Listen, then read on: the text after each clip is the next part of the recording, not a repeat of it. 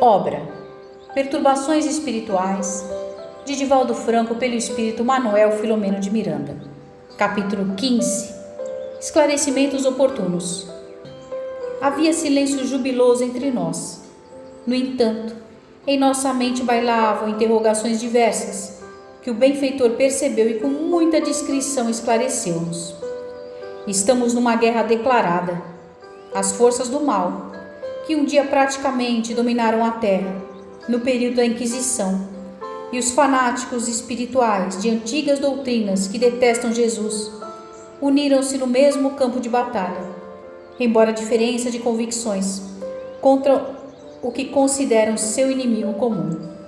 Na impossibilidade de o atingirem, desenharam um plano hábil e sórdido em relação aos cristãos novos, os espíritas em particular, e as pessoas de bem em geral, para o combate no qual o amor deve ser ferido de tal maneira que se converta somente numa forma vulgar de expressar sensualidade ou interesse, qual vem acontecendo. Como o amor é o sentimento mais elevado, que se sustenta na amizade, interferem no comportamento dos menos atentos, insuflam-lhes presunção e soberba que os intoxicam e abrem brechas para as desuniões, os crimes de várias espécies, saturando a sociedade com as suas arbitrariedades e execuções hediondas. De tal forma, a onda de violência gerada pelos ódios ancestrais e atuais se avoluma, que as pessoas forradas de bons propósitos agora cuidam de resguardar-se, de cuidar da família, de não se envolver com outros ideais que ofereçam perigo. Diminui a solidariedade e um ressentimento surdo, feito de revolta e amargura, praticamente se torna um bafio pestilento que ataca a comunidade terrestre. A mídia, que vive e se compraz em vender alucinações e pavor, sem o menor respeito pelos sentimentos humanos, a pretexto de informar, faz verdadeira lavagem cerebral em que o mal predomina. Convida os cidadãos a um alerta armado, porque ele poderá ser a próxima vítima, enquanto estimula os esportes radicais sem nenhuma consideração pela existência física, decanta os festivais alucinados de drogas e de sexo, que arrebanham centenas de milhares de jovens e adultos frustrados uns, cansados outros dos próprios excessos, e reinam o medo, a insegurança, a incerteza, o vazio existencial. Certamente, há nobres exceções, mas na generalidade, as estatísticas do crime são assustadoras, acompanhadas de doenças intempestivas que surgem e desaparecem, que devoram vidas e ameaçam outras, viroses estranhas e particulares, em ameaças tenebrosas. Não são, porém, estes dias surpresa para os estudantes do Evangelho de Jesus, porque estão anunciados com detalhes nos escritos luminosos e serão tão terríveis que o Filho intercederá ao Pai para que sejam amenizados, pois que, se não o forem, quase ninguém resistirá. Fez um silêncio oportuno, a fim de facilitar a absorção do seu conteúdo, logo prosseguindo. A chegada do Consolador ao planeta terrestre faz parte das promessas do Senhor, de forma que os seres contemporâneos disponham das informações seguras de como comportar-se neste momento áspero, que ao mesmo tempo, para que haja conscientização dos valores éticos e dos deveres da solidariedade humana, única forma de sobreviver-se aos ultores acontecimentos. Como sabemos, mais de 5 centenas de grupos especializados em desobsessão e socorro especial encontra-se na Terra, à semelhança do nosso, sob o patrocínio da veneranda embaixadora de Jesus, que esteve conosco, convocando-nos e anunciando-nos as lutas rudes que travaríamos, todos vinculados ao amor, que é a única terapêutica para a doença do mal que existe no espírito e nele deve ser tratada. Ainda não atingimos o clímax das dores e conflitos, mas, por outro lado, são inúmeros os resultados eficazes dos esforços empreendidos pelos trabalhadores do além-túmulo em forma de socorro. Algumas instituições espíritas cristãs, sitiadas e outras organizações sociais e administrativas do mundo estão em processo de recuperação, depois da eliminação de alguns focos de desonra e de ultraje.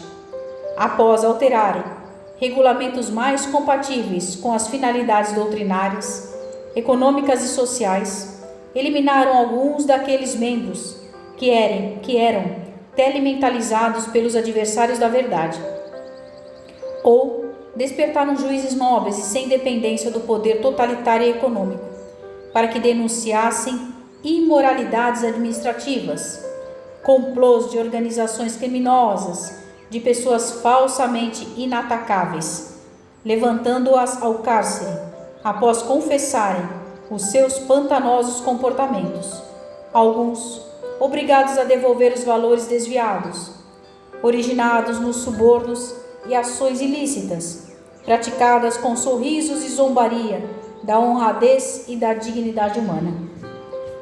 A onda de tentativa de moralização dos governantes, incapazes e protegidos por negociações partidárias, demonstrando-lhes os vícios e extravagâncias administrativas com os furtos ultramilionários, é também obra dos honoráveis espíritos encarregados de trabalhar nesse mistério, inclusive com o renascimento na carne de muitos deles especialmente capacitados para tanto. As autoridades, mais do que os outros indivíduos, têm o dever de comportar-se de maneira honrada, tornando-se modelos para aqueles que lhes estão submetidos. Para isso, são muito bem remunerados, não necessitando dos expedientes reprocháveis que se permitem. Quando há corrupção nos altos escalões do mundo, os demais segmentos da sociedade contaminam-se e seguem-lhes os exemplos nefastos. Por esta razão, os mentores da humanidade preocupam-se com o atual estado do planeta e estão vigilantes em constantes tentativas de alterar essa viciosa conduta que se fez responsável pela decadência e desaparecimento de muitos impérios e civilizações do passado, após o apogeu que atingiram. A mácula permanece, mas providências transcendentais estão sendo tomadas para que haja radical mudança dos hábitos criminosos, para a vivência dos códigos de respeito aos deveres assumidos. Na atual conjuntura, equipes especializadas estão trabalhando com rigor para que sejam extirpados os velhos cânceres que têm devorado o patrimônio público das nações, tornando mais difícil o prosseguimento da leviandade ultrajante, e logo mais surgirão os primeiros frutos desta ímpar sementeira. Novamente, silenciou e tentando penetrar em nossas interrogações adiu. O atendimento especial que fizemos ao adversário do nosso irmão perturbado e perturbador irá influir significativamente na sua conduta. O paciente despertará com algumas reminiscências da comunicação e resolverá, ainda sob inspiração superior, afastar-se do grupo para não mais criar embaraços, enquanto seus pensamentos e atos definirão se prefere libertar-se da injunção obsessiva ou prosseguir submetido. A sociedade carrega muitos fardos onerosos sobre os ombros, em face da sua imaturidade espiritual e da predominância das paixões primárias.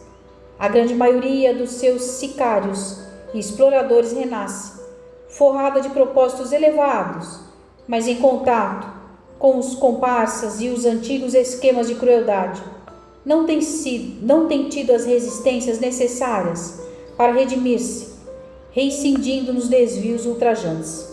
Por sua vez, a divindade os reenvia em expiações muito inquietantes, encarcerando-os no corpo, em silenciosas aflições e limitações aberrantes, a fim de que aprendam a valorizar a oportunidade de agir no bem. Nunca houve tanto desenvolvimento das ciências vinculadas à saúde, nem tantas problemáticas genéticas irrecuperáveis, agindo nas mentes, nas emoções e nos corpos dos calcetas e renitentes. O que denominamos como civilização está muito distante dos padrões do respeito à natureza e à vida em todas as suas expressões, particularmente em relação ao ser humano, nas suas multifárias tentativas de autoiluminação, de crescimento moral interior. Cabe-nos manter, no entanto, uma atitude otimista, porque Jesus comanda a grande nave terrestre, conduzindo-a ao porto de segurança, e espera que façamos a nossa parte, na condição de cooperadores por Ele convidados ao exercício do amor e da compaixão. Aprendamos, pois, a servir sem murmurar, compreendendo que o inimigo é alguém que perdeu o próprio endereço e projeta as suas angústias e aflições no outro, naquele de quem se torna adversário, seja por heranças reencarnacionistas ou por injunção do progresso moral. Nesse momento, adentramos o recinto que nos albergava. A bela e expressiva edificação exteriorizava uma diáfana claridade que lhe saía do interior, expressando os reflexos do amor que ali era vivenciado, embora a crise de que estava sendo objeto. Como havia movimentação socorrista, porque o bem não cessa de agir sempre, recolhemo-nos ao local de repouso, para o necessário refazimento e reflexões. Repousando no leito confortável, podíamos ver o céu, referto de astros brilhando e propondo conquistas em relação ao infinito, que a todos nos aguarda. Indagava-me como será possível que, ao adotarmos uma crença religiosa que ensina o amor e a fraternidade, o nosso primitivismo nos leve ao absurdo da intolerância, a ponto de destroçar-nos uns aos outros, devorados pelos ódios defluentes das paixões mais vis. Estava informado de que as quase 15.000 guerras anotadas no transcurso da cultura humana, 80% delas possuíam raízes religiosas e, ainda mais preocupante, continuam com o mesmo furor no passado distante. Recordei-me do mulá, da sua extravagante comunicação e do seu rancor a Jesus, embora respeitado por Maomé, e da luta que vem travando há séculos para destruir-lhe a mensagem, mas também da insensatez e loucura dos religiosos que, sob o comando do Papa e de sua corte, lutaram com selvageria contra os muçulmanos, a ponto de tentar esmagá-los sem qualquer comiseração durante as infelizes cruzadas. E que dizer dos cristãos denominados heréticos desde as primeiras horas, prolongando-se contra os protestantes e novos crentes, mas também vice-versa? As lutas destruidoras entre os muçulmanos xiitas e sunitas, misturando as informações religiosas com os poderes políticos de governança terrestre, por um ou por outro grupo, não desmentem os conteúdos doutrinários, cuja base é a conquista da vida espiritual plena? Muito distante da paz, ainda estamos, as criaturas humanas, envolvidas pelos pesados crepes dos sentimentos de desforra e das ânsias de poder do mundo relativo, com quase total olvido da imortalidade. Vão ser consideradas as vitórias terrestres, experiências breves, quão ilusórias, e seria fácil constatar que a maior de todas é de natureza interna, a que dulcifica o ser e o torna irmão de todos os seres. Os instintos agressivos, porém, sobrepõem-se com vigor e impedem o discernimento da razão que produz o equilíbrio. Nada obstante, é nosso dever continuar anelando plenitude, elaborando sem descanso, com entusiasmo para que mais rapidamente se implante o reino dos céus nos corações. Somos peças importantes nesse imenso campo de ações, porque a transformação moral de cada pessoa influencia a mudança do grupo social para melhor. É inegável a vitória de Jesus no mundo anestesiado pelos sonhos que se transformam em pesadelos de poder enganoso. A mínima parte que nos cabe é de alto significado no conjunto. Emocionado até as lágrimas, tive a impressão de que o zimbório também vertia pranto de compaixão em torno dos seres humanos, derramando a luz prateada das estrelas sobre as sombras teimosas que permaneciam ainda na madrugada. Adormeci banhado de paz e de gratidão ao Senhor, que nos honrava com o convite para trabalhar na sua vinha. Ao despertar, sobre as bênçãos do sol radioso, a natureza esplendia em cores e vidas, em festa de inigualável magia.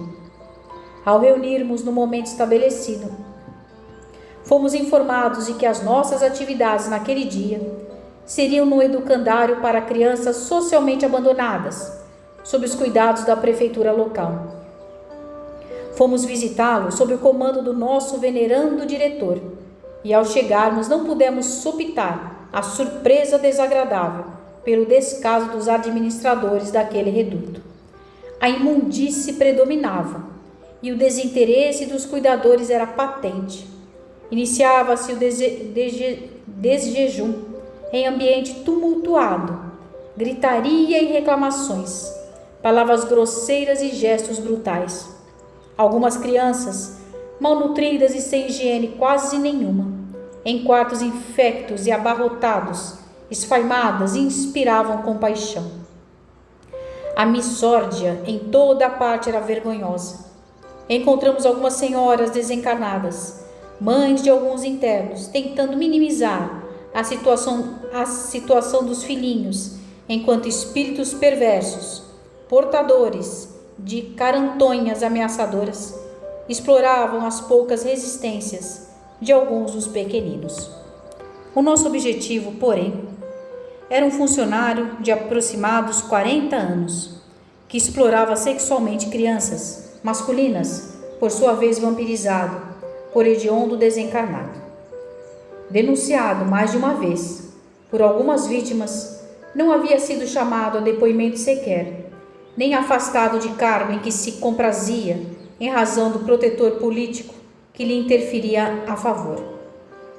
Nesse ambiente hostil e destruidor de vidas, laborava uma jovem servidora social que se estalfava para tornar melhor o ambiente, movimentando recursos e pessoas para auxiliar a instituição desprestigiada, sempre atenta à vigilância em relação ao pedófilo e suas vítimas.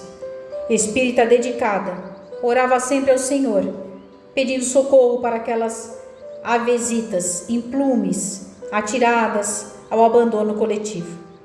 Na sua última súplica, dirigida ao Dr. Bezerra de Menezes, pedia inspiração para interromper o curso criminoso do réprobo funcionário, temido pelas crianças assustadas.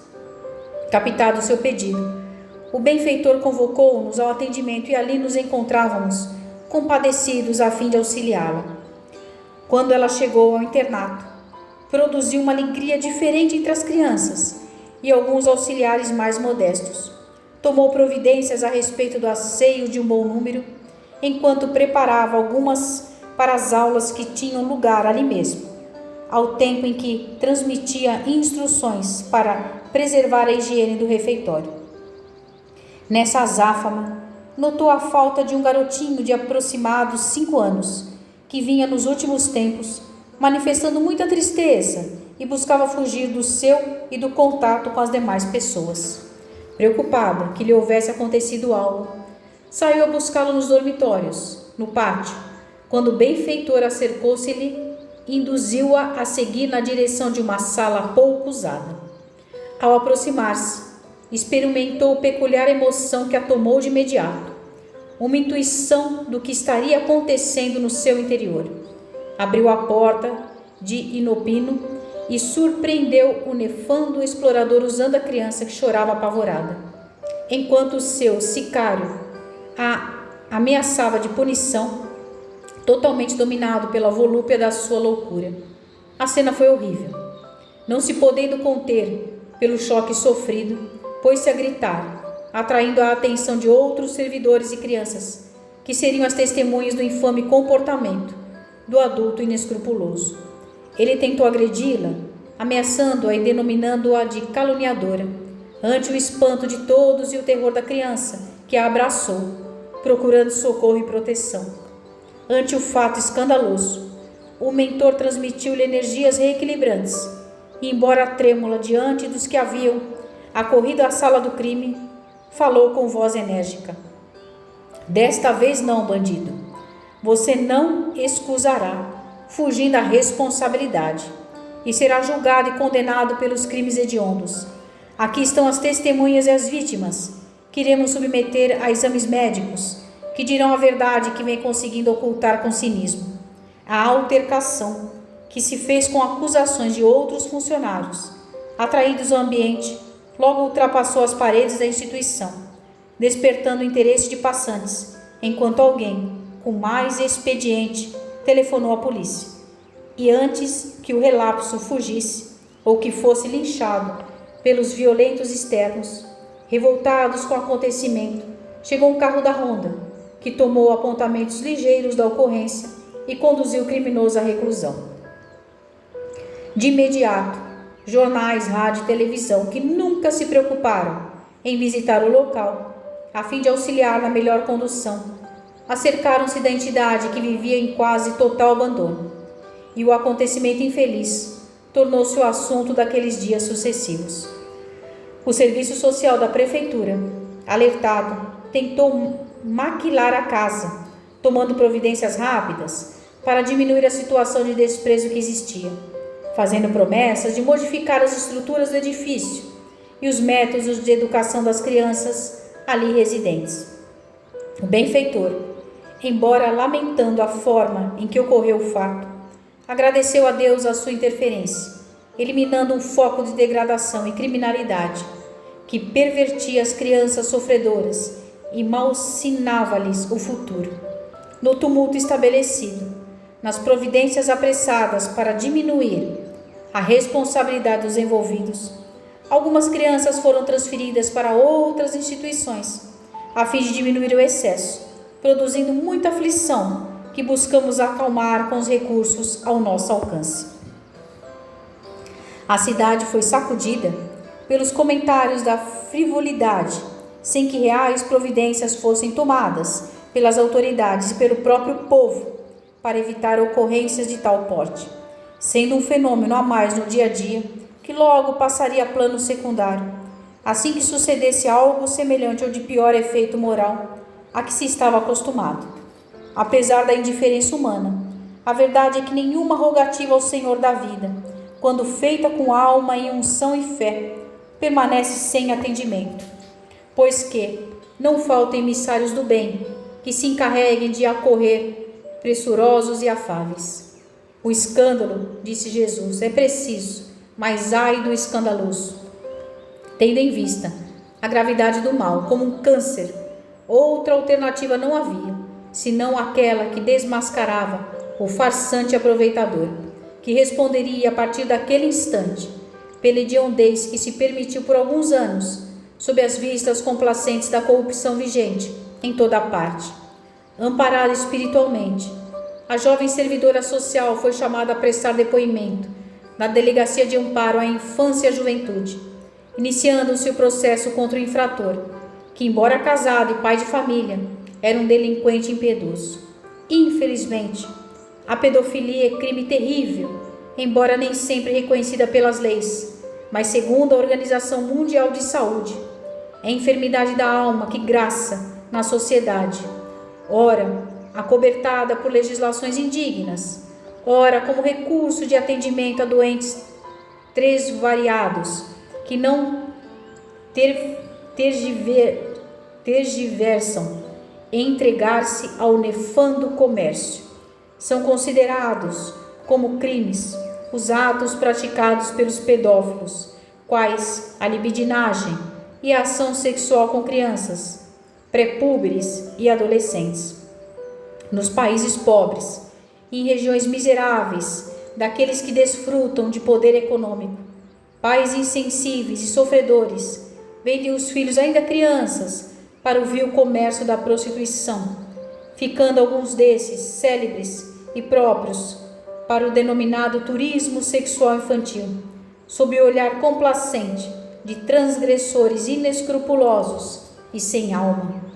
Já existem leis severas e punições graves em muitos países civilizados, sendo um crime tão horrendo que nas penitenciárias, para onde são enviados os seus condenados, é necessária muita vigilância para que não sejam assassinados por outros criminosos que se rebelam contra a aberração.